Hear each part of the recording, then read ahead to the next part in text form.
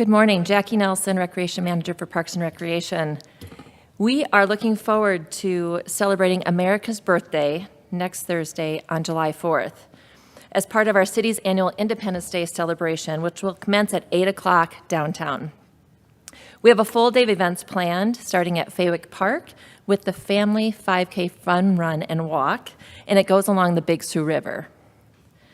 Although registration has closed, we will take walk-ins the morning of. You just won't get a t-shirt. But it's a great, fun way to start the day with your family and friends. In addition, the mayor will help kick off the parade at 10 a.m., and the parade will start at 13th Street and run down Phillips Avenue to 6th Street.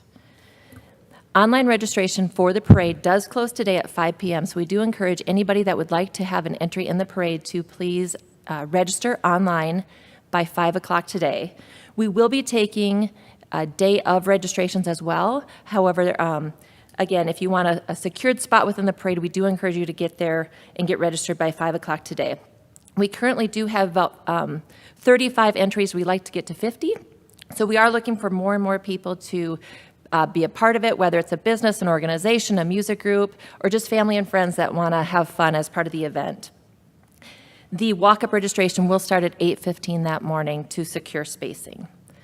Immediately following the parade, we will have the picnic. The picnic will be held at the Levitt Shell. This is something that did change a few years ago, so I just want to point out it is a new location for the picnic. It will be at the Levitt Shell. This will be, again, a free all-beef hot dog with chips and water served to the first 3,000 people. Serving lines will be in the south side of the Levitt Shell, so that parking lot by Startup Sioux Falls. In addition, alongside with the picnic, we will have entertainment starting at 11 o'clock as well. The municipal band, as well as Mogan's Heroes, will be providing some fun, patriotic music to help us celebrate the festivities while we're eating lunch and enjoying the afternoon. We can't wait to welcome families downtown next Thursday for these annual festivities. It's all about bringing the community together to enjoy, connect with neighbors, friends, and make lots of memories. In addition to what we have going on downtown and the fun there, we also have our outdoor pools that will be open on July 4th from 1 to 5 as well. So with that, there's more information in regard to the Independence Day celebration on the website, siouxfalls.gov/July 4th, or even on the Park and Recreation website page. And I would now like to invite Steve Fessler up with our fire division to talk a little bit more about fireworks safety. Thank you, Jackie. She got to speak about all the good fun stuff. I get to talk about the trying to be a little bit safer. Some basic fireworks safety things, make sure that children are always supervised and keep a close eye on them when you're around fireworks. Try to keep your pets away. We know how our four-legged friends are kind of skittish and scared of fireworks. So those are two main things there. And as always, if there is an emergency, call 911. Most important thing, don't forget that thing to call 911.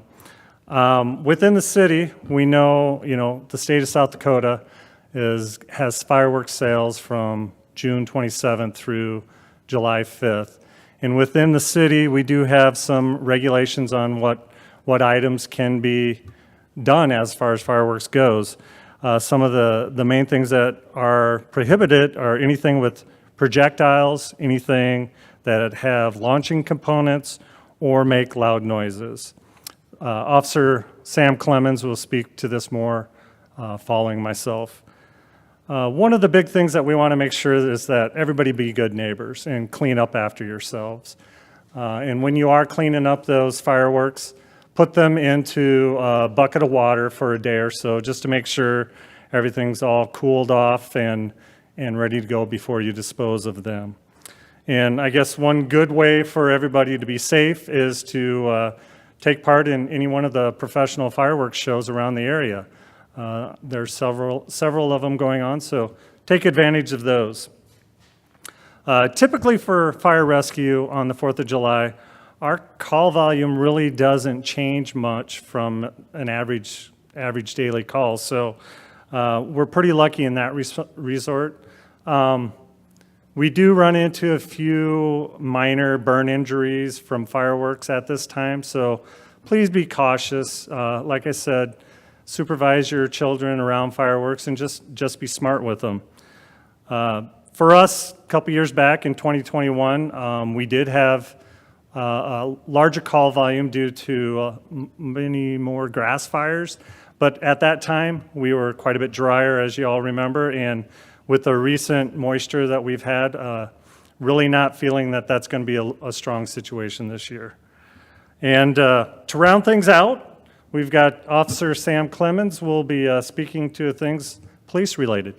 Thank you.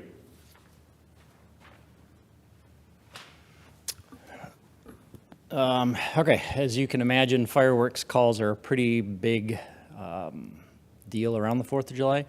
This is one of the things that's happened for any number of years. I just kind of want to reiterate, there is a city ordinance that prohibits fireworks in Sioux Falls that make noise. That's the easiest way to say it. If it makes noise or moves, it's prohibited. So no audible report, no projectile, no launching component. Really what that kind of limits you to is things like smoke bombs, sparklers, maybe some small fountains, things like that. The fireworks complaints that we get, it really kind of starts off slow and then builds. The 4th is usually the peak of the fireworks calls, and then they kind of slowly drop off after that.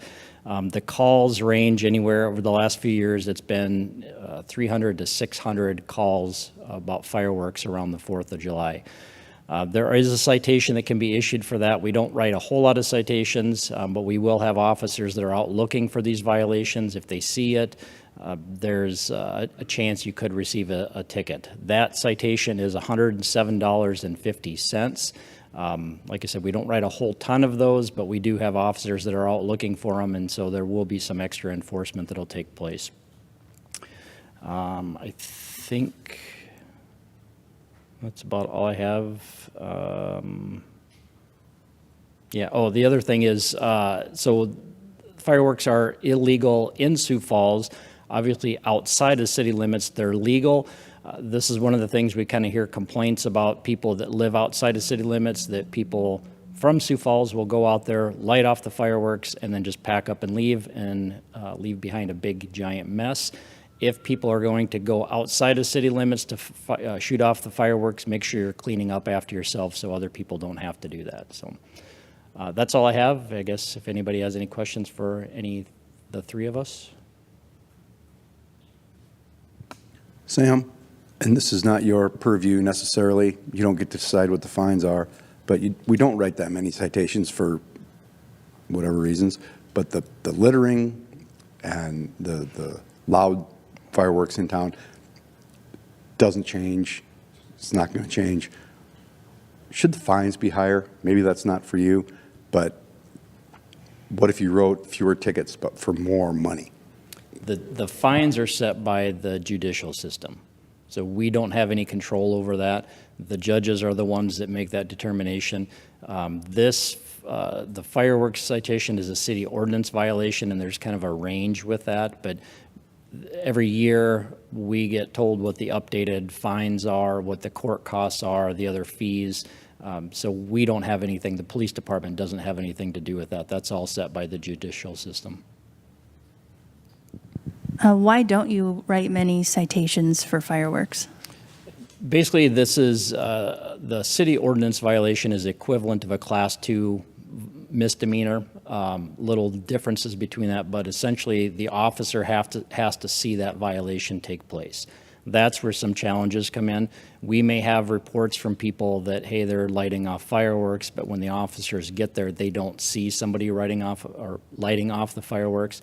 In that case, they'll kind of do some education and let them know that they're not supposed to do that, but they can't write that ticket unless they see that take place.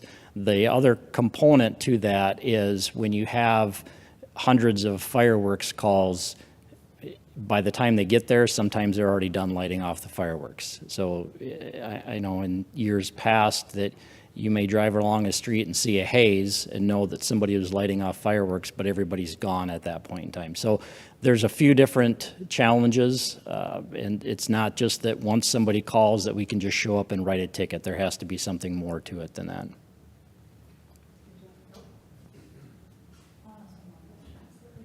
What's the number people are supposed to call if they do want to report fireworks? 605-367-7000. That's the number to the dispatchers. That's the non-emergency number.